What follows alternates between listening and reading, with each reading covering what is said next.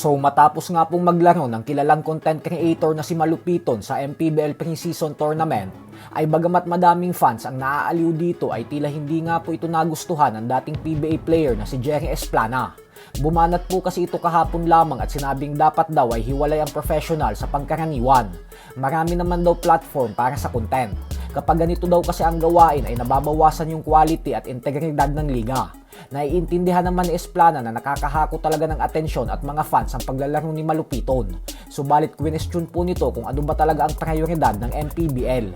Giit nito na marami naman daw talagang manunood kapag ganyan. Pero ang tanong nito sa MPBL ay ano daw ba talaga ang habol nito? Kasi mukhang kahit sino na lang umano ay pwedeng maglaro sa nasabing liga na para bang King Koya na lang ito. O kaya naman ay marami talagang nanunood ng dahil sa maganda ang mga games. Giit pa ni Esplana na mabuti pa daw si Gerald Anderson na kahit isang artista ay ipinakita daw talaga nito na may kakayahan talaga siyang makipagsabayan sa mga professional players. Pero ito umanong si Malupiton ay pumunta sa loob ng court na naka-street clothes at may mga kasama pang ibang mga vloggers habang yung team ng kalaban ay nasa tabi nagwa-warm up. Banat pa na Esplana na kung gusto nyo daw talagang i-line up si Malupiton ay desisyon nyo na yan. Pero sana umano ay wag lang daw nitong bastusin ng liga. Ando na umano tayo sa tataas talaga ang views pag naglaro si Malupiton. Pero hindi naman daw kasi lahat ay gusto ng kalokohan dahil may iba umano na gusto talagang makapanood ng magagandang basketball at hindi comedy. Birada pa nito na masyado pa daw hilaw si Malupiton para sa MPBL.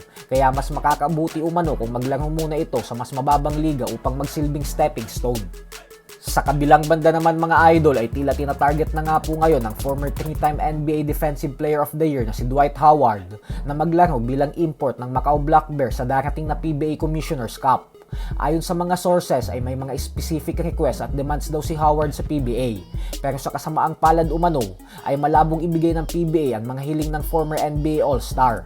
Subalit kung sakali man umanong magawan ito ng paraan at pagbigyan ng PBA ang mga request ni Dwight, ay mag-uumpisa daw itong maglalaro sa PBA sa buwan ng Mayo. 2 buwan siyang mahuhuli sa Commissioner's Cup na siyang nakatakdang magbukas na sa susunod na buwan.